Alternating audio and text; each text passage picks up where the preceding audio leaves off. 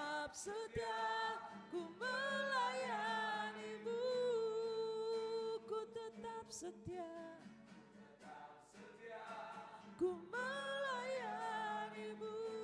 Ku tetap setia, ku tetap setia, ku melayanimu.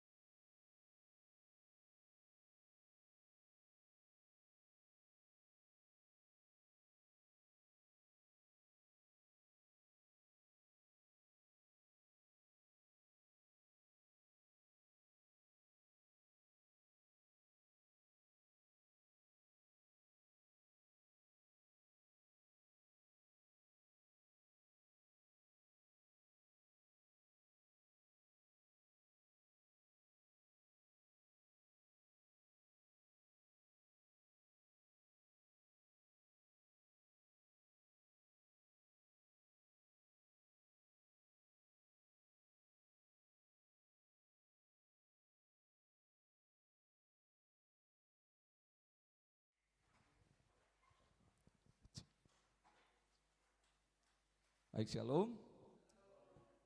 Saya senang malam hari ini kita boleh hadir sama-sama dalam Bible Study. Boleh bilang kiri kanan, saya senang engkau hadir. Ya, kita mengucap syukur, kita terus belajar firman Tuhan dengan sukacita. Dan hari ini kita sudah sampai kepada Yohanes pasal yang ke-12. Wow, tepuk tangan buat Tuhan Yesus dulu ya. Wah. Saudara, ini menarik. Injil Yohanes ditulis dan ini merupakan sebuah pengalaman atau perjalanan hidup Yesus. Dan tahukah saudara bahwa Injil Yohanes ini merupakan Injil yang ditulis dengan durasi waktu terpendek. Maksud terpendek adalah kisahnya. Dan oleh sebab itu usia Yesus, pelayanan Yesus selama 3 tahun ditulis oleh Yohanes mulai dari pasal 1 sampai pasalnya yang terakhir. Dan menariknya dari pasal 1 sampai yang ke-11 itu mulai dari pelayanan Yesus yang pertama kali. Itu sebabnya kita tahu sama-sama di Yohanes 1 bagaimana Yesus mengajarkan tentang apa? Pribadi siapa Yesus itu yang adalah firman yang menjelma jadi manusia. Lalu bagaimana Yesus membuat mujizat pertama, dia memilih para murid dan terus pelayanannya. Dan menariknya dari Yohanes pasal 12 sampai terakhir ini merupakan sampai 21 merupakan kisah hidup Yesus seminggu terakhir sebelum dia disalibkan. Wah, seminggu terakhir dari Yohanes pasal 12 ini. Itu sebabnya peristiwa kematian Yesus atau minggu sengsara Yesus begitu baik, sangat emosional, didramatis penulisannya oleh Rasul Yohanes ini. Luar biasa. 2 minggu lalu kita masih ingat belajar tentang Lazarus yang dibangkitkan, betul ya? Saya mengikutinya dari jauh ya. Terima kasih Pak Leo sudah menyampaikan. Saya ikut online, wow, karena saya lagi di luar pulau 2 minggu lalu dan saya menyaksikan. Saya juga belajar banyak hal. Saudara diberkati tentang peristiwa Lazarus, ya menarik sekali. Dan di dalam kitab Yohanes inilah yang dikatakan ayat terpendek, yaitu Yesus menangis. Yesus menangis dan menarik sekali. Hari ini kita akan belajar di Yohanes pasal 12. Kita akan baca, akan cover, kita akan coba ayat 1 sampai 19. Kita akan coba, kita lihat sejauh mana kita sampai. Dan berharap ketika nanti bisa selesai, ini membawa sebuah pemahaman yang baru kepada kita bersama-sama. Sekarang Yesus diurapi di Betania. Wah, ini menarik ya. Baik, kita bangkit berdiri sama-sama, kita baca Alkitab kita. Yohanes 12 ayat 1 sampai yang ke-19. Kita baca 1, 2, dan 3. 6 hari sebelum Paskah, Yesus datang ke Betania, tempat tinggal Lazarus yang dibangkitkan Yesus dari antara orang mati. Di situ diadakan perjamuan untuk dia dan Marta melayani. Sedang salah seorang yang turut makan dengan Yesus adalah siapa? Lazarus. Maka Maria mengambil setengah kati minyak narwastu murni yang mahal harganya. Lalu meminyaki kaki Yesus dan menyekanya dengan rambutnya. Dan bau minyak semerbak di seluruh rumah itu. Tetapi Yudas Iskariot, seorang dari murid-murid Yesus yang akan segera menyerahkan dia, berkata, "Mengapa minyak narwastu ini tidak dijual 300 dinar dan uangnya diberikan kepada orang-orang miskin?" Hal itu dikatakannya bukan karena ia memperhatikan nasib orang-orang miskin, melainkan karena ia adalah seorang pencuri. Ia sering mengambil uang yang disimpan dalam kas yang dipegangnya. Maka kata Yesus, "Biarkanlah dia melakukan hal ini, mengingat hari penguburanku. Karena orang-orang miskin selalu ada pada kamu, tetapi aku tidak akan selalu ada pada kamu." Sejumlah besar orang Yahudi mendengar bahwa Yesus ada di sana dan mereka datang bukan hanya karena Yesus, melainkan juga untuk melihat Lazarus yang telah dibangkitkannya dari antara orang mati. Lalu imam-imam kepala bermufakat untuk membunuh Lazarus juga, Sebab karena dia, banyak orang Yahudi meninggalkan mereka dan percaya kepada Yesus. Keesokan harinya, ketika orang banyak yang datang merayakan pesta mendengar bahwa Yesus sedang di tengah jalan menuju Yerusalem, mereka mengambil daun-daun palem dan pergi menyongsong dia sambil berseru-seru, "Hosana, diberkatilah dia yang datang dalam nama Tuhan, Raja Israel." Yesus menemukan seekor keledai muda, lalu ia naik ke atasnya, seperti ada tertulis, "Jangan takut, hai putri Sion, lihatlah rajamu datang, duduk di atas seekor anak keledai." Mula-mula murid-murid Yesus tidak mengerti akan hal itu. Tetapi sesudah Yesus dimuliakan, teringatlah mereka bahwa nas itu mengenai dia dan bahwa mereka telah melakukannya juga untuk dia. Orang banyak yang bersama-sama dengan dia ketika ia memanggil Lazarus keluar dari kubur dan membangkitkannya dari orang mati, memberi kesaksian tentang dia. Sebab itu orang banyak itu pergi menyongsong dia karena mereka mendengar bahwa ia yang membuat mujizat itu. Maka kata orang-orang Farisi seorang kepada yang lain, "Kamu lihat sendiri bahwa kamu sama sekali tidak berhasil. Lihatlah, seluruh dunia datang mengikut dia." Puji Tuhan, silakan duduk. Menarik ya. Menarik sekali peristiwa ini. Kita lihat sama-sama bahwa peristiwa ini merupakan kelanjutan daripada bagaimana Yesus membangkitkan Lazarus gitu. Kita menarik sekali melihat kisah ini. Seperti yang saya jelaskan tadi bahwa ini merupakan seminggu terakhir sebelum Yesus disalibkan. Kita lihat dari ayat 1 ya. 6 hari sebelum Paskah, Yesus datang ke Betania. Katakan sama-sama, Betania.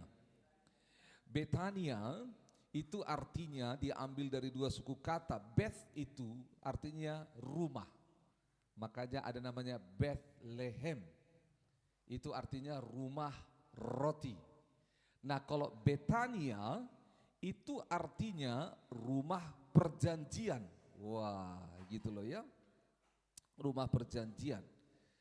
Jadi di sini Yesus menarik sekali. Dan saudara, nanti kita bisa temukan bahwa di rumah daripada Lazarus, Maria dan Marta, disinilah tempat terakhir Yesus menghabiskan waktunya sebelum dia disalib. Mengapa? Nanti kita akan temukan. Dan saudara juga boleh ambil nanti referensinya ke kitab Lukas, bagaimana Yesus diperlakukan di rumah Marta, di rumah Maria. Ini menarik sekali. Kita enggak bisa mengkomparkannya semua, tapi satu sedikit demi sedikit saya akan singgung dan masukkan untuk kita boleh melihatnya. Lihat apa yang terjadi.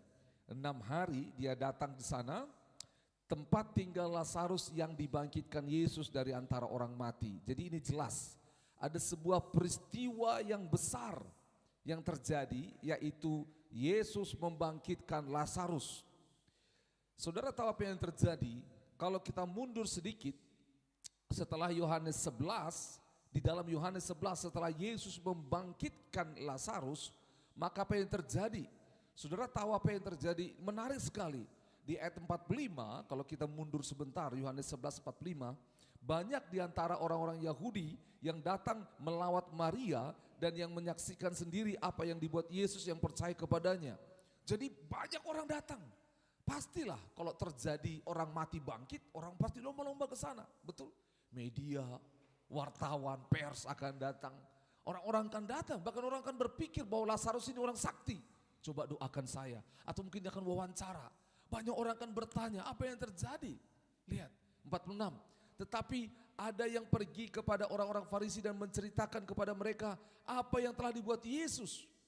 Lihat, jadi mereka ini menyaksikan bagaimana Yesus membangkitkan Lazarus, lalu sebagian mereka itu pergi ke orang Farisi 47, lalu diceritakan kepada mereka, lalu imam-imam kepala dan orang-orang Farisi memanggil mahkamah agama untuk berkumpul dan mereka berkata, apakah yang harus kita buat sebab orang itu membuat banyak mujizat. Jadi orang-orang Farisi ini mulai kehilangan ketenaran, mulai kehilangan para pengikut. Yesus menjadi lebih hebat karena Yesus semakin banyak membuat mujizat. Salah satunya adalah Lazarus yang sudah mati 3 hari itu dan hari keempat Yesus datang ke sana membangkitkannya. Dikatakan 48, apabila kita biarkan dia, maka semua orang akan percaya kepadanya dan orang-orang Roma akan datang dan akan merampas tempat suci kita serta bangsa kita. Wow, saudara lihat pemikiran daripada orang Farisi ini, bahwa bukan hanya orang Yahudi nanti akan percaya kepada Yesus, orang-orang Roma juga. Karena apa?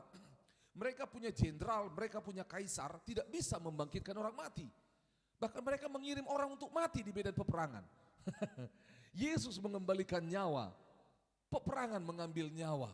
Makanya dia bilang, nah pintarnya orang Farisi ini, dia buat propaganda, dia gandeng orang Romawi untuk menghentikan Yesus. 49, tapi seorang di antara mereka yaitu Kayafas, imam besar pada tahun itu berkata pada mereka, kamu tidak tahu apa-apa dan kamu tidak insaf bahwa lebih berguna bagimu jika satu orang mati untuk bangsa kita daripada seluruh bangsa kita ini binasa. Jadi maksudnya kalau nanti seluruh bangsa kita ini binasa oleh karena Romawi, lebih baik satu orang. Jadi mereka mulai memikirkan terus apa yang dimaksud untuk membinasakan Yesus. Hal itu dikatakannya bukan dari dirinya sendiri, tapi sebagai imam besar. Pada waktu itu ia bernubuat bahwa Yesus akan mati untuk bangsa itu. Coba lihat, angkat kepala saudara. Mereka merancangkan itu untuk kehancuran Yesus. Padahal sebenarnya Allah sudah mendesain bahwa seseorang akan mati. Kayak kita belajar kemarin, jika satu biji tidak jatuh ke dalam tanah dan mati, maka ia tidak akan tumbuh.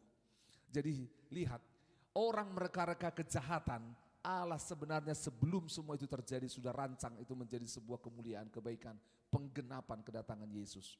Luar biasa. Dikatakan juga ayat 52, dan bukan untuk bangsa itu saja tetapi juga untuk mengumpulkan dan mempersatukan anak-anak Allah yang tercerai-berai. Mengapa bisa? Karena mereka mendengar, betul Mesias sudah datang. Dia bukan hanya mengajar kebaikan, dia buat mujizat. Orang lumpuh berjalan, orang buta melihat. Ini lebih keren, orang mati bangkit. Saudara dengar baik-baik. Karena orang mati yang lain yang dibangkitkan oleh Yesus itu, tanda kutip, memang tidak disebut jelas berapa hari sudah mati. Seperti anak muda di Nain yang dibangkitkan oleh Yesus. Tidak detail disebutkan berapa hari dia sudah mati. Tetapi di kitab Yohanes ini secara khusus tentang Lazarus, begitu detail ceritanya dan menggemparkan gitu loh. Karena apa? Karena Yesus datang ke kubur. Sementara anak muda di kota Nain ini kan masih dalam perjalanan menuju kuburan, betul? Ini mereka bilang hebat itu Yesus. Ada orang di rumah mati dibangkitkan. Dalam perjalanan ke kuburan dibangkitkan. Dari dalam kubur dibangkitkan juga. Hebat banget ini Yesus. Jadi akhirnya apa? Seluruh orang Yahudi yang tercerai-berai di seluruh Asia Kecil pada waktu itu, di seluruh bangsa pada waktu itu, mulai terdengar rumor ini. Bahwa Yesus itulah yang telah membangkitkan orang mati. Dan dia inilah yang disebut Mesias. Nah saudara, karena itu apa yang terjadi? Lihat ayat 53. Mulai dari hari itu mereka sepakat untuk apa? Membunuh dia. Padahal sebenarnya mulai dari sebelum-sebelumnya mereka sudah bersepakat mau bunuh Yesus. Tetapi peristiwa mujizat semakin besar membuat mereka semakin ingin membunuh Yesus. Yesus cerdik, 54. Karena itu Yesus tidak tampil lagi di muka umum di antara orang-orang Yahudi. Ia berangkat dari situ ke daerah dekat padang gurun di sebuah kota yang bernama Efraim. Dan di situ ia tinggal bersama-sama murid-muridnya. Saudara dengar baik-baik. Ini hebatnya Yesus. Dia tidak gila dengan popularitas, betul? Coba ya, Lazarus bangkit mati, oke. Wah, besoknya mana kuburan mana lagi? Maka kuburan. Dia nggak bilang siapa lagi mau kita bangkitkan? Siapa lagi? Nenekmu mau? Enggak. Dia nggak gila. Apakah Yesus sanggup membangkitkan semua orang mati di sana? Sanggup. Tetapi Yesus selalu melakukan sesuatu seperti yang Bapa mau untuk dia kerjakan. bukan tidak sanggup. Itu sebabnya ada seorang pernah bertanya, Yesus itu kan maha kuasa, Tuhan itu sanggup buat semuanya. Ya, apakah Yesus sanggup menciptakan, Allah itu sanggup menciptakan batu yang sangat besar? Sangat besar, iya sanggup. Tapi saking besarnya batu itu sampai dia tidak bisa mengangkatnya. Nah, orang bermain kata. Kalau soal sanggup, pasti sanggup. Tapi pertanyaannya adalah untuk apa Yesus lakukan itu? Yesus itu bukan pribadi yang show off, gitu loh. Yesus itu adalah Tuhan, bukan pribadi yang diatur oleh selera manusia.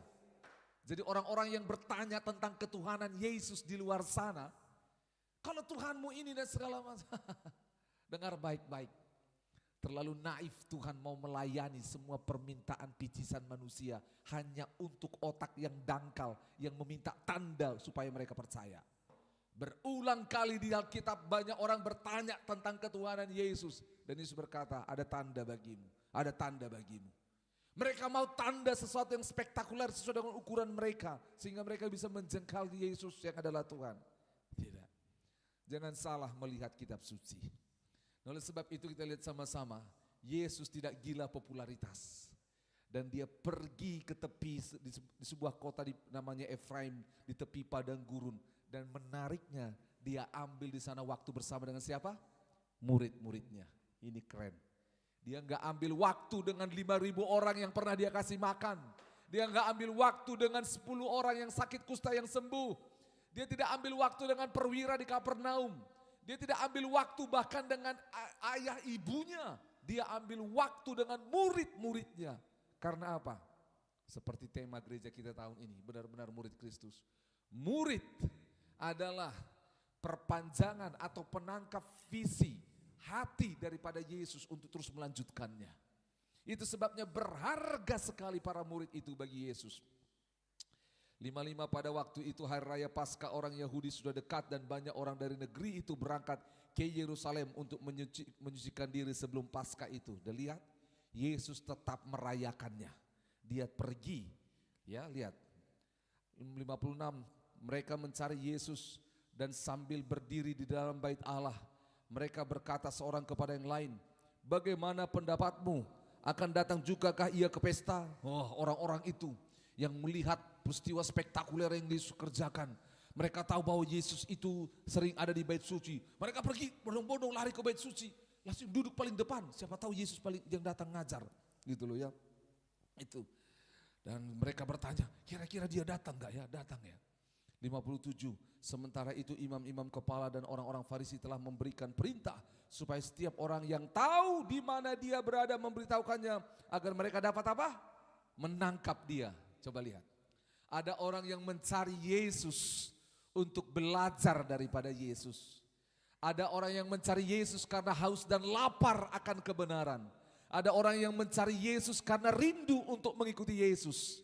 Tapi ada orang yang mencari Yesus untuk menangkap dia. Dan sampai hari ini ada banyak orang yang melihat Yesus, mencari Yesus, yang dicari kesalahannya. Apa hal yang buruk tentang dia, yang dicari semua hal yang jahat, maka dia tidak akan menemukannya. Tetapi kalau kita mencari kebaikan, kemuliaan, haus dan lapar, siapa Allah yang sebenarnya, maka waktu berjumpa dengan Yesus kita akan melihat hal-hal yang ajaib. Itu sebabnya, saudara dengar, ada banyak alasan orang mencari Yesus. Kalau orang mencari Yesus hanya untuk sembuh, maka apa yang terjadi?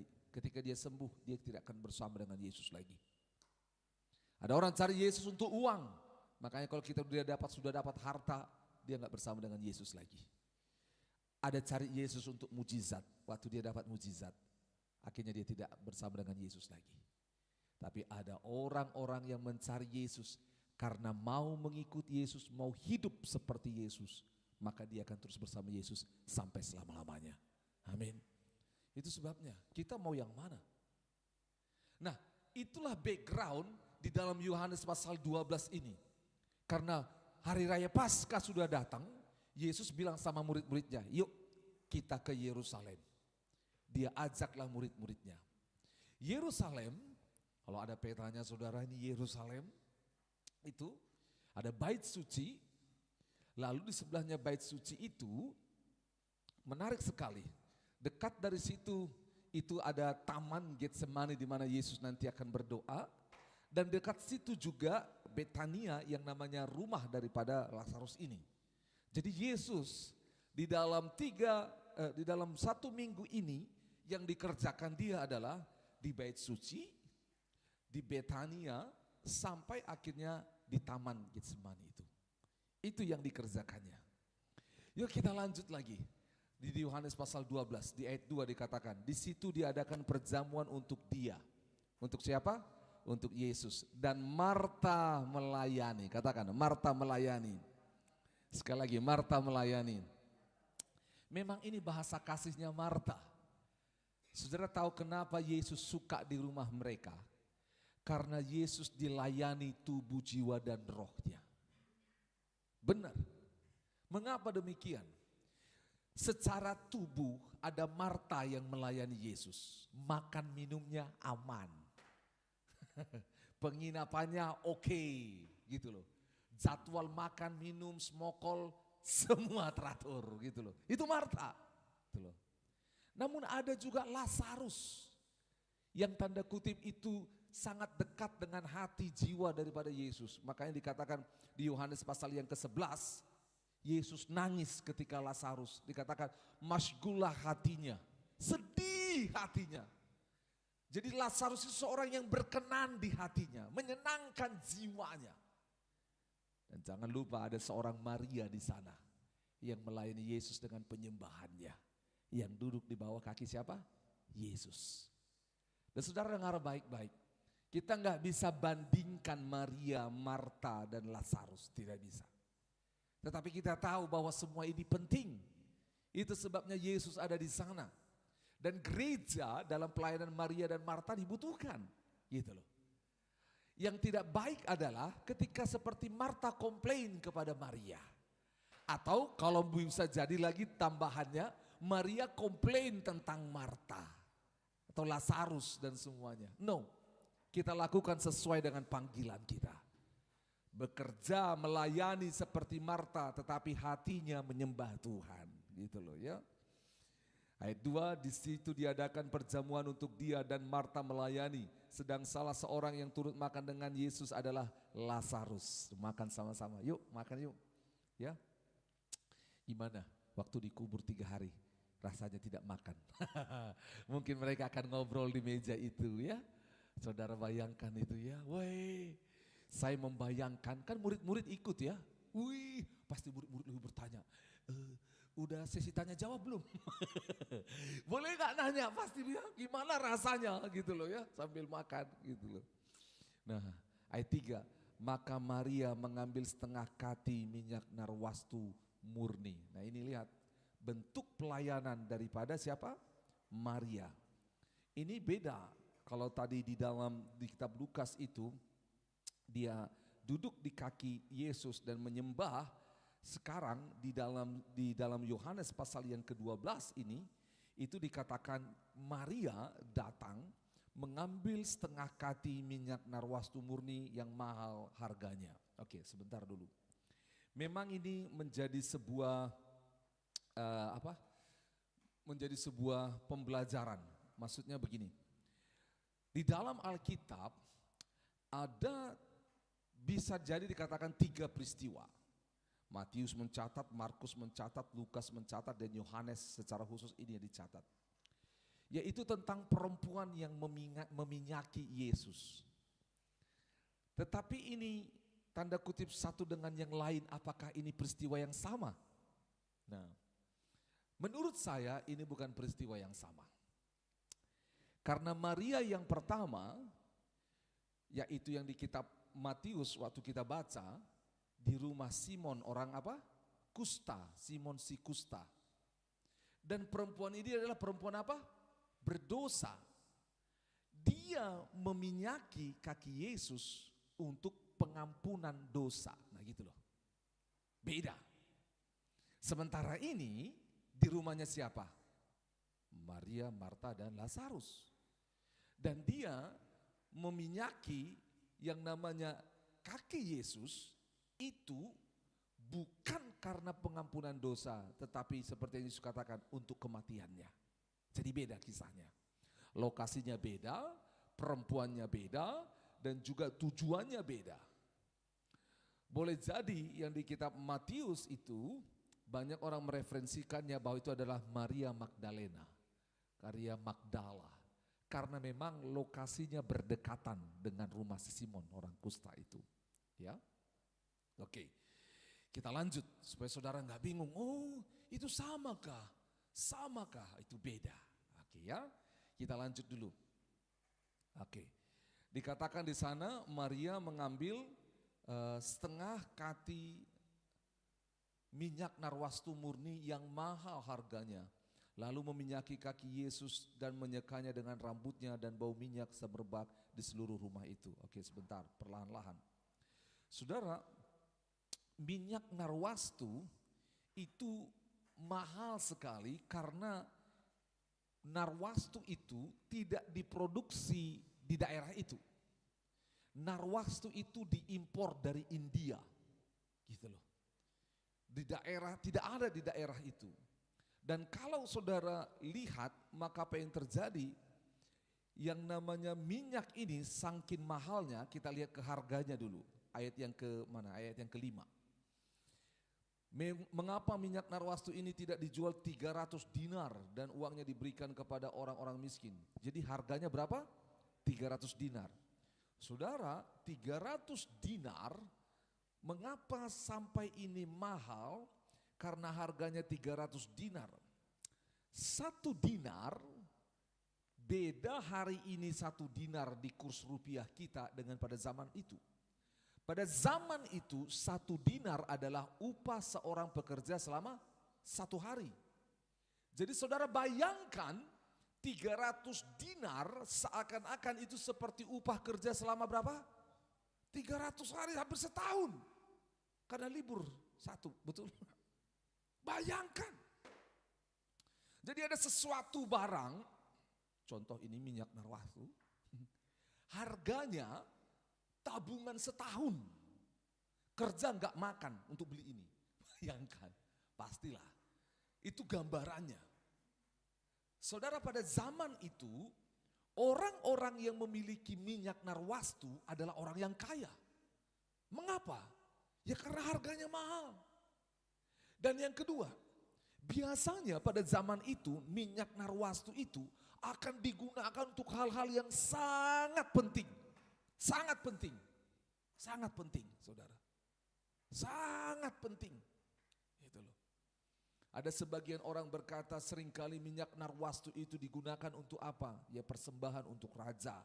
Ada yang menggunakan minyak narwastu itu untuk ketika ya misal putrinya mau menikah dikasih minyak itu supaya wangi.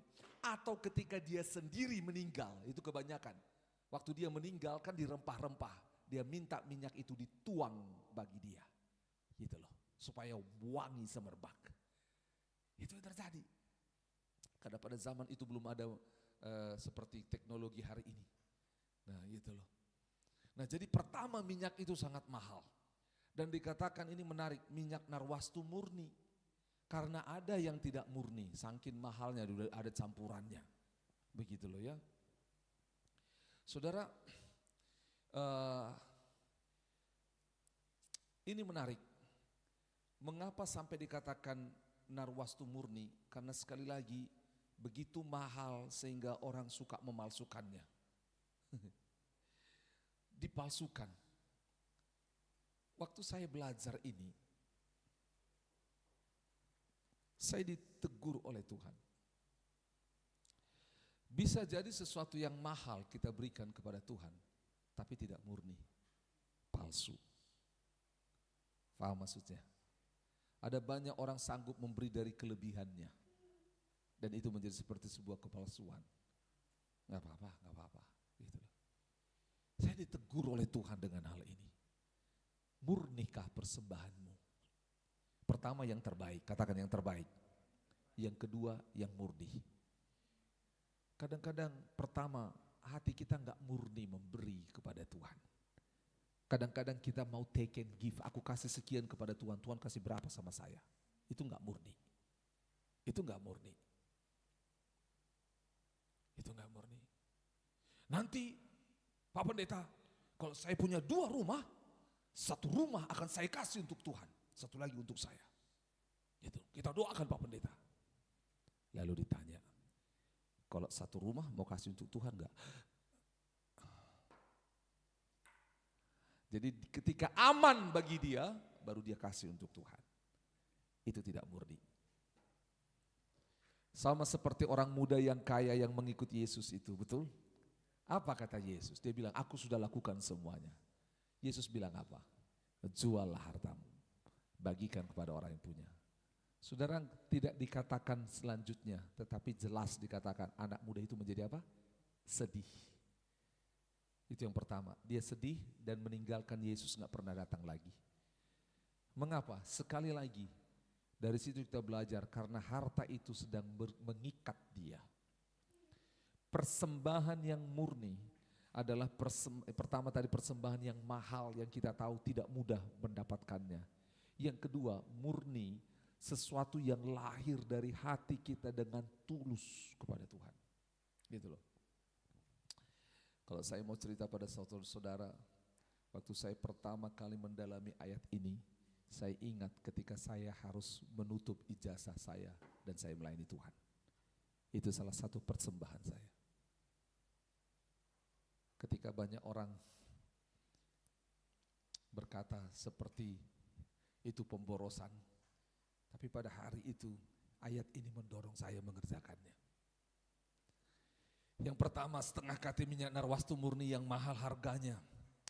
Lalu meminyaki kaki Yesus dan menyekanya dengan rambutnya. Katakan menyeka dengan rambutnya.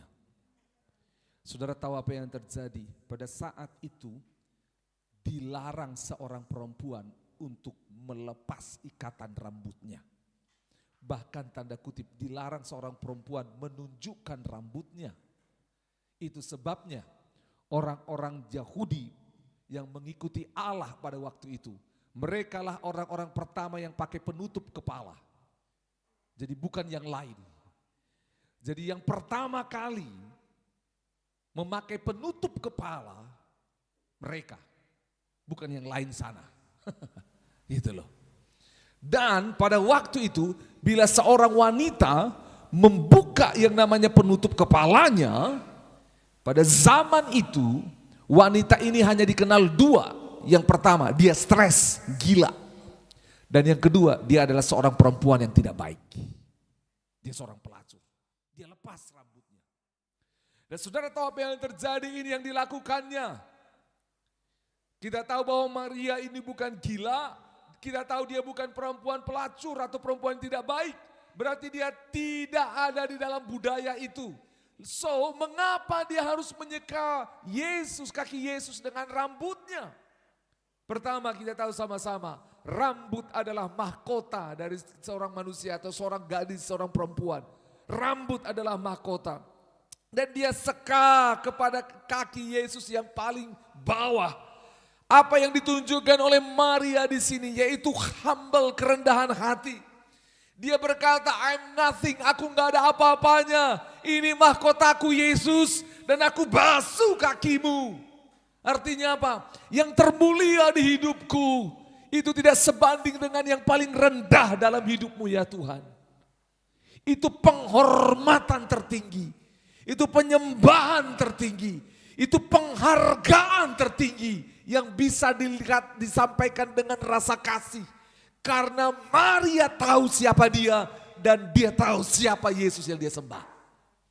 Itu sebabnya Bapak Ibu Saudara, tindakan ini hanya bisa dilakukan oleh orang-orang yang memiliki kasih yang luar biasa. Gak bisa. Karena apa? Pertama, ini bukan hanya barang. Karena minyak narwastu mahal. Pertama barang. Yang kedua motivasinya murni. Yang ketiga caranya saudara. Caranya itu tidak lazim, tidak mudah. Ada banyak orang tidak paham tentang hal ini karena apa? Dengar baik-baik. Itu sebabnya saudara tahu ketika perempuan di Matius itu mengurapi kaki Yesus itu. Bagaimana Simon berkata, dia kan seorang nabi. Dia pasti tahu bahwa siapa perempuan ini. Karena perempuan itu perempuan sundal, betul? Yang mengurapi kaki Yesus. Betul saudara. Lihat apa yang terjadi. Dia rela. Karena apa? Ini konsep yang kita harus tahu sama-sama. Maria melakukan itu pertama bicara soal mahkota tertinggi dalam hidupnya. Tidak bisa dibandingkan dengan yang paling rendah dalam diri Yesus. Yang kedua, Maria sadar bahwa dia adalah seorang budak yang tidak memiliki kemampuan untuk menyelamatkan dirinya sendiri kecuali Tuhan yang menyelamatkannya. Itu sebabnya dia berani lakukan itu. Dia berani lakukan itu. Oke, sebentar. Kita spoiler dulu sedikit. Oke, saudara coba sama-sama berpikir. Apa yang terjadi waktu itu dilakukan? Pertama, saudara bayangkan pemikiran murid-murid. Saudara bayangkan. Hanya satu murid yang kita tahu pemikirannya, nanti kita akan bahas. Tapi murid yang lain, saudara bayangkan apa pikiran mereka. Apa pikiran Lazarus? Apa pikiran Marta? Maria duduk saja di kaki Yesus, Marta sudah bilang apa? Suruhlah dia ikut bantu aku. Apalagi kayak gitu saudara. Kira-kira apa pendapat dia? Saudara kita nggak tahu. Oleh sebab itu, dengar ini sebelum lanjut ke ayat selanjutnya, ke ayat 4. Apapun yang kita lakukan dalam mengikut Tuhan, pasti ada komentator di sekeliling kita. Dan kita tidak hidup karena komentator, kita hidup karena perkataan Allah. Katakan amin.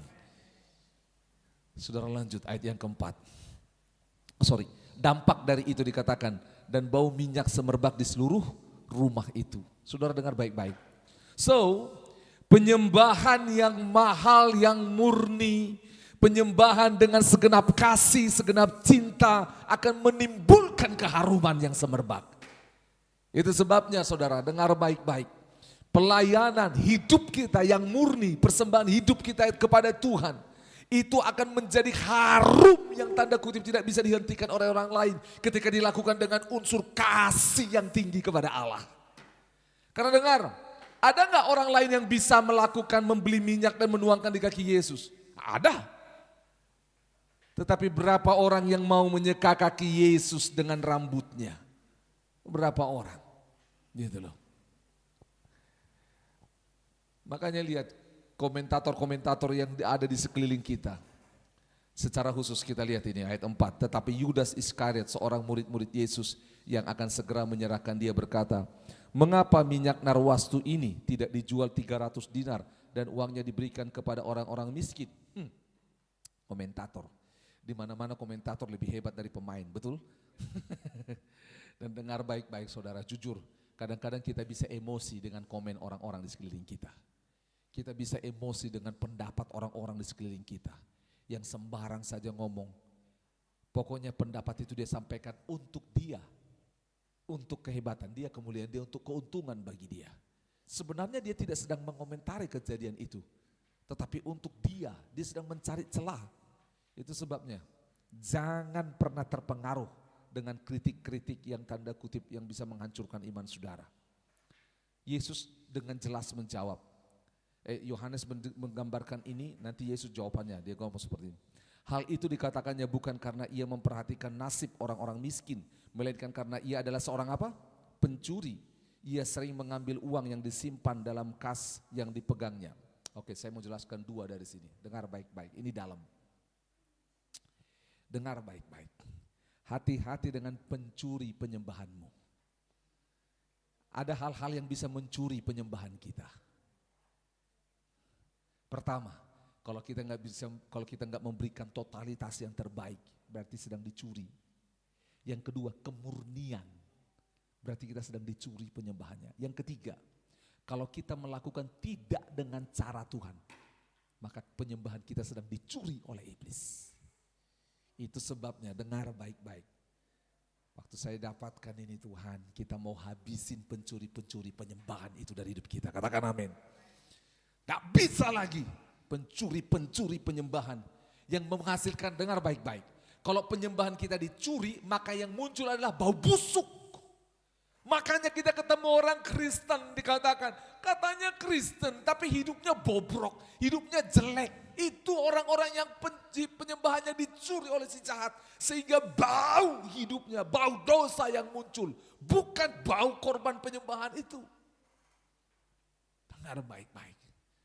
Dengar baik-baik, hati-hati dengan pencuri-pencuri penyembahan dalam hidup kita. Hati-hati dengan hal ini. Itu sebabnya dikatakan di sini. Yang kedua yang lakukan itu adalah Yudas Iskariot. Saudara dengar, berarti Yesus dan murid-murid tahu bahwa Yudas ini sering mencuri, betul? Pertanyaannya, kenapa dibiarkan? Saudara pernah gak berpikir seperti itu? Iya ya, kenapa gak langsung dihajar saja gitu loh? Atau diganti saja? Dan juga begini saudara, saudara tahu Yudas Iskariot ini kita gak tahu backgroundnya. Tetapi ada murid Yesus yang backgroundnya keuangan, siapa? Matius, betul? Dia ini yang kerjanya tentang keuangan. Lebih cocok dia pegang keuangan. Tetapi kenapa Yudas?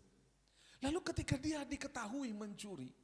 Saudara, waktu itu ini sisi leadership yang kita perlu belajar daripada Yesus. Yesus dan murid-murid memberi kesempatan kepada Yudas. Itu yang saya pelajari. Ketahuan kok kau curi, lain kali jangan ya. Kami percaya kepadamu, kelola. Saya membayangkan bahwa Yudas itu adalah saya. Saya pencuri kemuliaan. Saya merusak hidup orang lain. Saya menyembunyikan apa yang harus saya berikan kepada Tuhan. Dan saudara tahu apa yang terjadi? Tetap Yesus memberi kesempatan. Kitalah Yudas itu yang tetap diberikan kesempatan. Dan bersyukur kita bukan Yudas yang mengakhiri hidupnya dengan gantung diri. Kita Yudas, kita orang seperti Yudas yang menerima pengampunan daripada Tuhan. Itu loh ya. Paham maksudnya ya. Lanjut 7. Maka kata Yesus, biarkanlah dia melakukan hal ini mengingat hari apa? Penguburanku. Jadi lihat, jelas.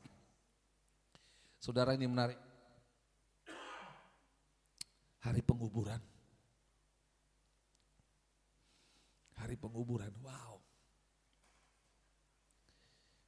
Saudara, waktu Yesus ngomong itu, saudara tahu kira-kira gimana emosi Yesus? Saat semua orang bertanya-tanya tentang kenapa Maria melakukan ini, pasti itu menjadi awkward moment, menjadi momen yang kaku. Aduh, gimana nih? Aduh, Maria jangan over lah, kamu jangan keterlaluan lah. Saudara pernah enggak waktu mengikut Yesus cintamu meluap-luap, lalu ada orang sekeliling bilang apa? Biasa mo. Nggak usah terlalu berlebihan, kau terlalu sungguh-sungguh sampai surga lewat katanya. Saudara pernah enggak? Hati-hati, ini pencuri-pencuri penyembahan yang bisa membuat baumu berubah menjadi bau bangkai, bau busuk. Dengar baik-baik, itu memadamkan roh. Biasa saja, jangan terlalu. Soraklah, haleluya, biasa mau begini saja. Itu loh. Kau ini apa? Senin ke gereja, Selasa, PA, PU, PI, PD, apalagi, semua. Sudah sekalian kau pindah mau saja, kau nginap di gereja saja, kos-kosan di gereja, tiap hari kau ke sana. Sudah dengar baik-baik. Hati-hati, omongan-omongan seperti ini secara tidak langsung itu mencuri yang namanya penyembahan di dalam hatimu. Mengganggu cintamu, mengganggu kasihmu, mengganggu totalitas hidup kita. Hati-hati dengan hal ini. Kita menjadi apa? Bisa jadi seperti Maria. Iya ya, aduh kenapa aku lakukan ini? Aku seperti perempuan sundal, kenapa aku lepaskan rambutku? Semua laki-laki di sini, maluku deh. Kita juga waktu kita meluap-luap cintakan Tuhan, kita berhenti berdosa, kita melayani Tuhan, kita kerjakan kuliah dengan baik, kerjaan di rumah dengan baik, semuanya kita kerjakan. Dan tiba-tiba ada orang yang ngomong seperti itu. Kita rasa, kok aku aneh sendiri ya? Semua mereka begitu. No, Anda tidak aneh, Anda normal. Kebanyakan itu yang aneh. Karena cinta Tuhan itu normal, tidak cinta Tuhan itu yang aneh. Saudara dengar baik-baik. Makanya Yesus bilang, tiba-tiba biarkanlah hal ini, biarkan dia melakukan hal ini mengingat hari penguburanku. Saya rasa itu menjadi sebuah momen yang sangat dalam, deep. Dan ini yang kedua, saya merasa pada waktu itu, pada waktu firman ini, perkataan ini, Maria tahu tentang kematian Yesus. Menurut saya, karena jujur saudara, dengar baik-baik, sampai Yesus mati dia tidak sempat diurapi. Betul? Dia sempat diurapi tapi buru-buru. Karena Yusuf dari Arimatea dan murid-murid mengambil mayat Tuhan Yesus sudah menjelang Sabat. Betul? Mereka buru-buru. Itu sebabnya pada hari yang ketiga itu Maria dan murid-murid yang lain datang ke bait suci, ke kuburan untuk bawa apa ya? Rempah-rempah. Karena mereka enggak sempat merempah-rempah Yesus. Maria di dalam Yohanes 12, dia punya kesempatan emas. Wah, keren sekali. Saudara, karena apa? Di kitab Matius, Yesus berkata, waktu Simon si Kusta itu berkata dalam hatinya, dia ini seorang nabi, tentulah dia tahu siapa perempuan ini.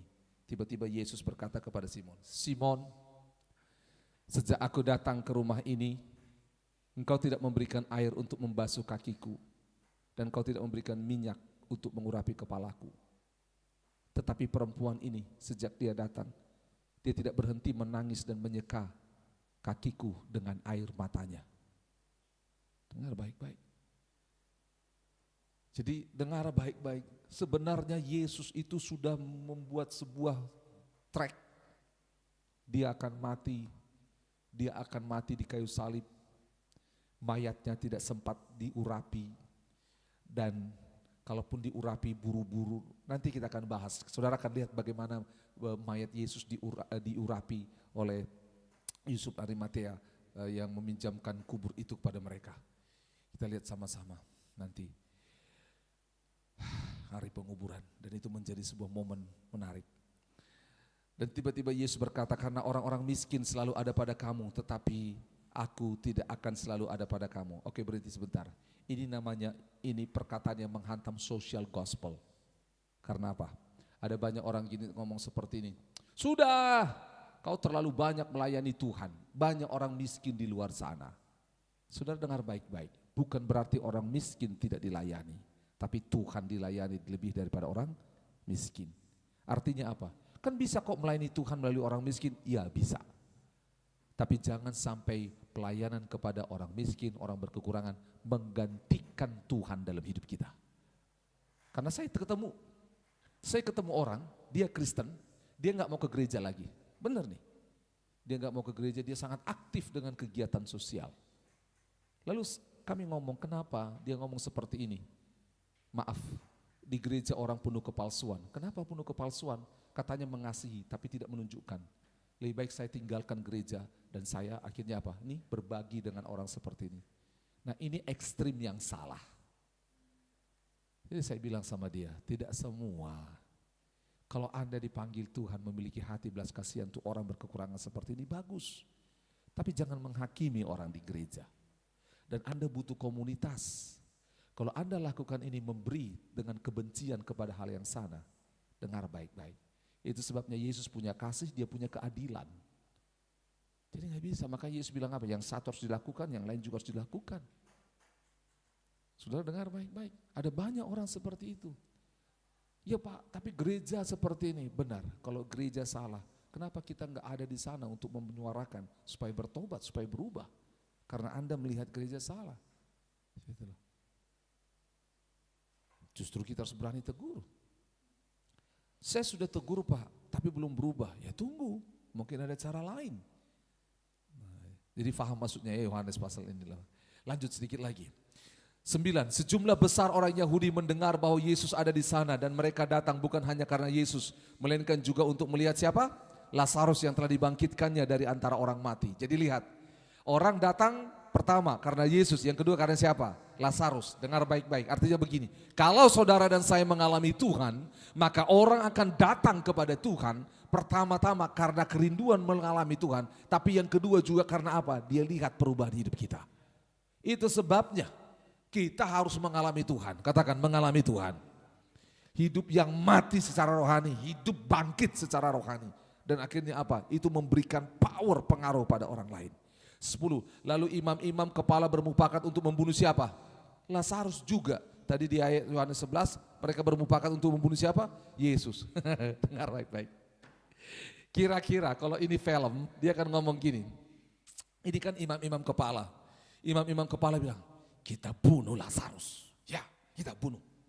Karena apa? Ayat 11. Sebab karena Lazarus, banyak orang Yahudi meninggalkan kita. Dan percaya kepada Yesus itu yang bangkitkan dia. Jadi kita sepakat kita bunuh Lazarus. Saya membayangkan tiba-tiba ada seorang di antara mereka. Bukannya Lazarus sudah pernah mati dan dia hidup kembali. Kayaknya tidak berhasil kita bunuh dia. Paham maksudnya?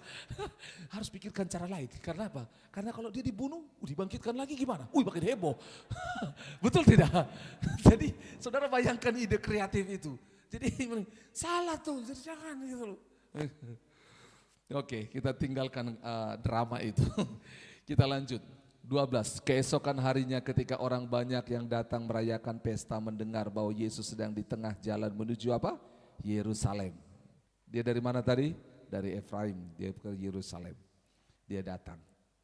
Mereka mengambil daun-daun palem dan pergi menyongsong dia sambil berseru, Hosana, diberkatilah dia yang datang dalam nama Tuhan, Raja Israel. Saudara tahu apa yang terjadi? Siapa orang-orang yang berseru ini?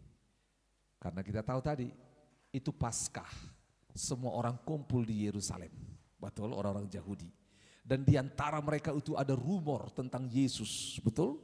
Yesus yang mengajar, membuat mujizat, bahkan yang mujizat terupdate. Kau tidak lihat SWA-nya Petrus. Kau tidak lihat SWA-nya Marta. Wih, Lazarus, kubur kosong. Padahal belum Yesus itu. Lihat SW-nya, lihat. Kau tidak lihat short videonya. Bah, lihat. Semua orang berbicara tentang Yesus. Di mana dia? Semua orang cari. Makanya waktu Yesus datang menuju Yerusalem, mereka mengambil daun-daun palem dan pergi menyongsong dia sambil berseru-seru. Apa katanya? Hosana! Sama-sama katakan, Hosana! Kira-kira bagaimana mereka ngomong? Hosana. Tidak, pasti apa? Hosana! Wah, mereka. Saudara, dalam bagian di kitab Matius ini ada narasi yang berbeda yang diambil di sana. Tetapi ini karena fokus kepada Yesus dan Lazarus sehingga Yohanes juga menulisnya dari cara yang berbeda. Dikatakan sana, diberkatilah dia yang datang dalam nama Tuhan, Raja Israel. Jadi mereka karena apa? Bangsa itu mulai melihat ini momen. Karena Yesus bisa bangkitkan orang dari kematian. Ini momen untuk kita bisa membangkitkan kerajaan orang Yahudi. Sehingga yang namanya orang-orang Romawi yang menjajah kita bisa dikalahkan. Itu momen yang dipakai oleh imam-imam Farisi, ahli-ahli Taurat. Karena apa? Mereka datang kepada prajurit Roma dan berkata, tidakkah engkau lihat? Mereka menyambut Yesus seperti layaknya seorang raja. Karena memang ketika seorang raja atau jenderal setelah selesai berperang, ketika kembali masuk ke dalam tengah kota, mereka akan mengeluh-elukannya dan menyambutnya dengan daun-daun palem seperti itu. Gitu loh. Gitu loh. 14, Yesus menemukan seekor keledai muda lalu naik ke atasnya seperti ada tertulis, jangan takut hai putri Sion, lihatlah rajamu datang duduk di atas seekor anak keledai. Ini di kitab Zakaria kita tahu sama-sama, kita tahu bahwa ada 300-an nubuatan tentang Yesus di dalam perjanjian lama dan ini salah satunya yang digenapi oleh Yesus. 16, mula-mula murid-murid Yesus tidak mengerti akan hal itu, tetapi sesudah Yesus apa? Dimuliakan, katakan dimuliakan. Teringatlah mereka bahwa nats itu mengenai dia dan bahwa mereka telah melakukannya juga untuk dia. Itu sebabnya dengar baik-baik Bapak Ibu Saudara. Ketika kita memuliakan Yesus dalam hidup kita, maka hal-hal yang terselubung, yang tersembunyi itu akan terbuka. Oh, itu dia. Akan ada aha moment. Oh, itu ternyata. Itu loh. Itu sebabnya belajarlah untuk hidup memuliakan Tuhan. Amin. 17, orang banyak yang bersama-sama dengan dia ketika ia memanggil Lazarus keluar dari kubur dan membangkitkannya dari antara orang mati, memberi kesaksian tentang dia. Jadi saudara, waktu Hosana, Hosana, ada orang lain kan, siapa itu, siapa itu, siapa itu, siapa itu? Itu Yesus yang pernah aku ceritakan, yang lagi viral itu loh. Itu Yesus yang membangkitkan Lazarus itu. Itu yang rumahnya di Betania itu loh, yang kemarin rame-rame sampai ada polisi lain. Sampai itu Lazarus itu. Gitu loh. Oh, ini dia yang membangkitkan. Yang mana, yang mana, yang mana? Itu yang di atas keledai. Sebuah film diambil dari sudut pandang keledai, karena banyak keledai dipakai dalam Alkitab. Keledai itu jadi sombong. Karena apa? Semua orang menyambut dia, betul? Dan keledai itu tidak pernah jalan di atas yang namanya daun-daun palem seperti itu. Karena biasanya yang jalan di situ siapa? Binatang apa? Kuda, kan? Orang berperang kan kuda. Ini keledai, sombong dia. Kuda, aku bisa. Hati-hati ketika hidup kita dipakai Tuhan, jangan sampai sombong. Kita tetap keledai. Keledai tidak bisa menjadi Tuhan, gitu loh ya. Jadi harus ketika saudara mengalami kemuliaan Tuhan, dengar baik-baik. Lihat hal ini, ambil contohnya, keledai tetap keledai. Tuhan tetap Tuhan, gitu loh. Aku, walaupun aku membawa kemuliaan Tuhan, Tuhan diagungkan dan hebat, itu bukan untukku, tapi untuk siapa? Untuk Tuhan. 18, sebab itu orang banyak itu pergi menyongsong dia, karena mereka mendengar bahwa ia membuat mujizat itu semakin banyak. 19, maka kata orang Farisi seorang kepada yang lain, kamu lihat sendiri bahwa kamu sama sekali tidak berhasil. Lihatlah sama-sama, 1, 2, 3. Seluruh dunia datang mengikuti dia. Amin. Itu keren. Saya senang sekali. Ketakutan mereka. Tadi ketakutan mereka adalah orang Yahudi yang akan ikut Yesus. Orang Romawi ikut Yesus. Ini apa yang terjadi? Seluruh dunia. Maka kita percaya Yesus yang kita sembah, Tuhan yang kita sembah ini akan diikuti oleh seluruh dunia. Bukan dengan cara kita, tapi dengan cara Allah sendiri.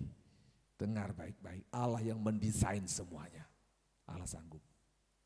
Puji Tuhan, saya mencatat 4 hal besar dari firman Tuhan tentang pelajaran kita hari ini. Pertama, judulnya adalah penyembahankah atau pemborosan? Penyembahankah atau pemborosan? Saudara, ini menarik. Kita jawab dulu. Penyembahankah atau pemborosan? Bagi orang yang hidup dengan cinta kepada Allah, dia akan melihat itu sebagai penyembahan. Tapi bagi orang yang tidak hidup dengan cintakan Allah, dia akan melihat itu sebagai apa? Pemborosan. Ada 4 hal. Yang pertama, yaitu yang kita belajar hari ini.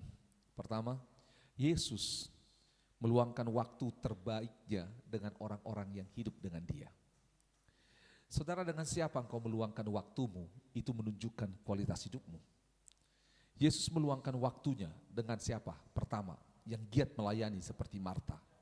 Yang kedua, Lazarus yang mengalami mujizat Tuhan.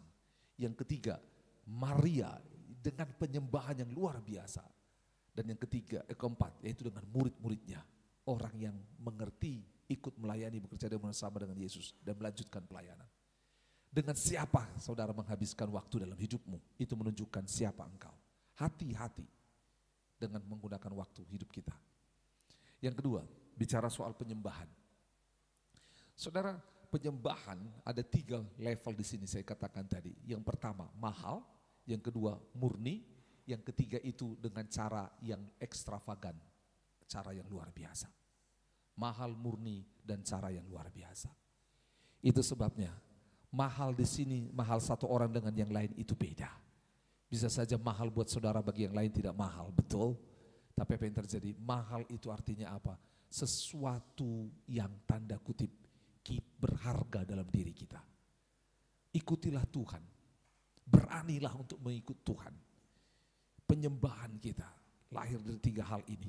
Dan itu terjadi karena apa? Ada kasih yang mendasarinya. Poin yang ketiga, akan ada komentator di sekitar hidup kita. Akan ada orang-orang yang mencibir, akan ada orang-orang yang menilai. Dengar baik-baik, kita hidup bukan dari perkataan kritik manusia, tapi kita hidup dari perkataan Allah. Kita tidak hidup karena ejekan orang lain, kita hidup karena firman yang menghidupkan kita. Ingat firman Tuhan berkata, iman timbul dari pendengaran, pendengaran akan firman Tuhan. Yang keempat, dari kisah ini, saudara lihat, saya mau ambil yang terakhir untuk hal ini adalah bagaimana Yesus, dia tidak tergiur dengan yang namanya pujian, tetapi dia tetap fokus kepada kehendak Allah. Karena kita tahu sama-sama, Yesus ketika dia ke Yerusalem, dia naik keledai itu, dia datang ke sana, orang lain melihat dia sebagai raja, dielukan pembuat mujizat. Yesus dalam hatinya dia berkata, aku sedang menuju kepada apa? Kematianku. Lihat, artinya apa? Yesus itu sangat komit dengan tujuan hidupnya. Dia tidak bisa digeser oleh apapun. Kiranya pembelajaran hari ini menolong kita semua. Ini bukan pemborosan, ini penyembahan. Jangan sampai ada pencuri-pencuri penyembahan dalam hidupmu.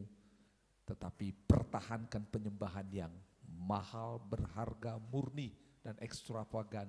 Supaya hidup kita memunculkan bau harum yang memuliakan Tuhan. Amin, kita berdoa. Terima kasih untuk firman Tuhan. Kami berdoa, tuntunlah kami Tuhan. Singkapkanlah lebih banyak lagi kepada masing-masing kami. Singkapkanlah Tuhan. Kami tarik firman Tuhan ini kepada hidup kami semuanya. Terima kasih Bapa. Kami rindu supaya hidup kami semua menjadi pribadi, menjadi orang-orang yang membawa penyembahan yang harum kepada Tuhan dalam nama Yesus. Yang lahir dari kasih, yang lahir karena kesadaran tentang siapa Allah yang begitu kudus dan siapa diri kami yang begitu hina karena dosa. Terima kasih Tuhan Yesus. Engkau memberikan Marta, Lazarus, Maria dan murid-murid menjadi teladan bagi kami. Sehingga kami tahu bagaimana cara kami menyembah-Mu, bagaimana cara kami meluangkan waktu, menghabiskan waktu di hidup kami dengan Engkau. Terima kasih Tuhan Yesus. Kami bersyukur karena kisah ajaib yang Kau lakukan sekitar 2000 tahun yang lalu sampai hari ini berkuasa mengubah hidup setiap orang, termasuk kami semua. Pakailah firman Tuhan ini untuk mengubah seluruh kehidupan kami. Sekali lagi kami mohon kepadamu, biarlah hidup kami menjadi penyembahan yang membawa bau harum semerbak, yang menyenangkan hati Tuhan dan menjadi berkat bagi banyak orang di sekeliling kami. Terpuji namamu, dalam nama Tuhan Yesus Kristus kami berdoa bersyukur, haleluya, amin. Syukur untuk firman Tuhan. Sampai bertemu dalam Bible